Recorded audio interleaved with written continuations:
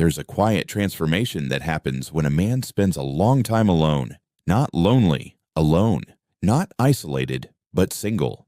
The world doesn't always see it. Most people don't understand it. But if you've lived it, you know what I'm talking about.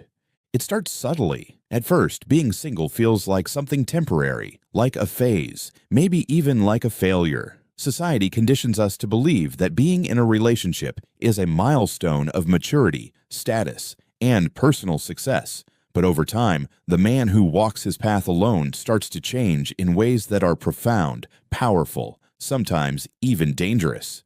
Not dangerous in the way you might think, not violent, not reckless. Dangerous because he begins to build something most people never develop, complete sovereignty over his mind, time, and energy. A Stoic once said, "He who conquers himself is the mightiest warrior." When a man is single for a long time and chooses not to numb himself with distractions, he begins that war, not with women, not with the world, but with his own inner chaos, his vices, his impulses, his weaknesses. He faces the parts of himself that are easier to hide when you're with someone else. See, relationships can become mirrors, but they can also become masks. They can show you who you are, but they can also let you hide behind the identity of being someone's partner. When you're alone, there's no place to hide. Every habit is your responsibility. Every choice echoes. Every mistake is your own. And here's where the transformation begins. At first, the silence is uncomfortable, but then it becomes sacred. The man who stays single for long enough learns to hear the voice of his own reason. He becomes more self-aware. He begins to question what he was taught to want. And most importantly, he begins to see how often he gave away his power in the past just to feel accepted, wanted, or loved. The Stoics taught us that the greatest freedom is found in self-discipline, in independence, in mastery over desires. So when a man no longer defines himself by who he's dating or by how others see him, he becomes untouchable. Not because he's emotionless, but because he's no longer controlled by the need to be validated. That's dangerous in a world addicted to validation. He stops chasing relationships out of loneliness. He no longer needs someone to complete him because he's already whole. He learns to cook for himself, think for himself, live for something bigger than emotional highs. He replaces the craving for connection with a craving for purpose. His mornings become rituals. His time becomes sacred. His peace becomes non-negotiable. And now, any relationship he enters must add to that peace, not subtract from it. But this transformation also carries a warning. The longer a man is single, the more clear he must be about his values, because isolation can lead to strength, or it can lead to delusion.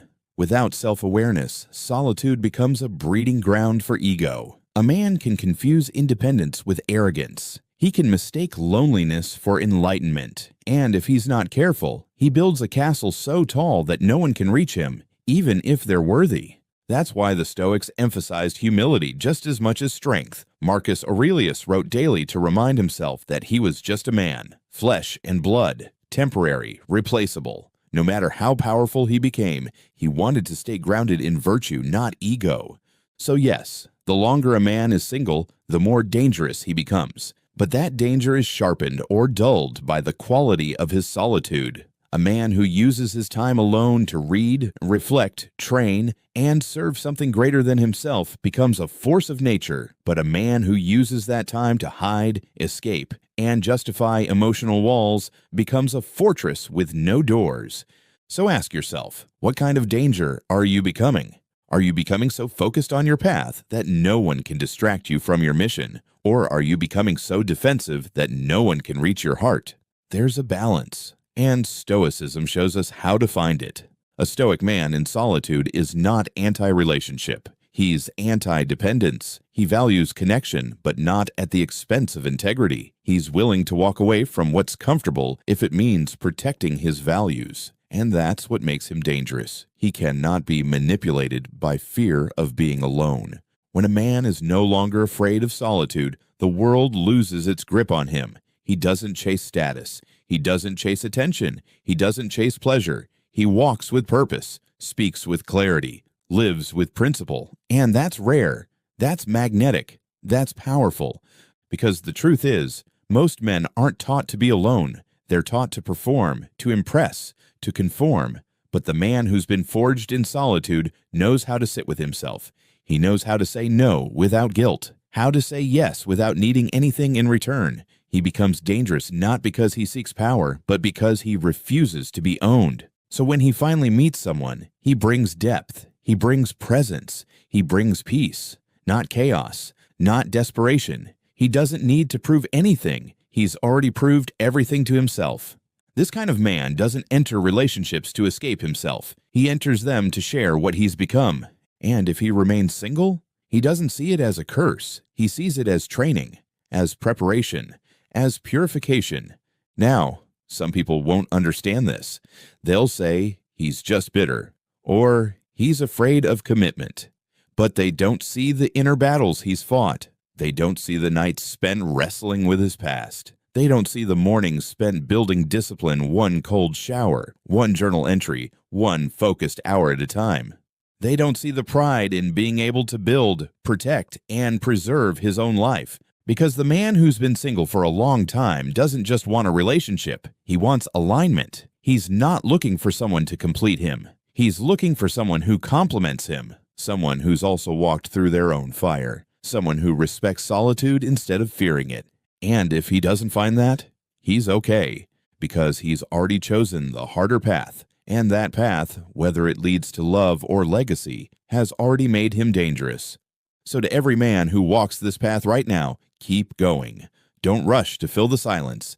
Don't settle just to feel seen. Become the kind of man who doesn't just attract someone, but elevates them. Not with gifts or status, but with presence and principle. That's what a Stoic man does. He chooses purpose over popularity, discipline over distraction, depth over drama. The world will try to seduce him with comfort, but he knows that comfort is a slow death. So he stays sharp, he stays focused, he builds, not for applause, but because excellence is its own reward. And when he does choose to love, it's not out of need, it's out of abundance, out of choice, out of clarity. That's what makes him dangerous. Not because he's perfect, but because he's prepared. Not because he's hard, but because he's whole. The longer a man is single, the more he becomes the master of his own life. And there's nothing more powerful than that.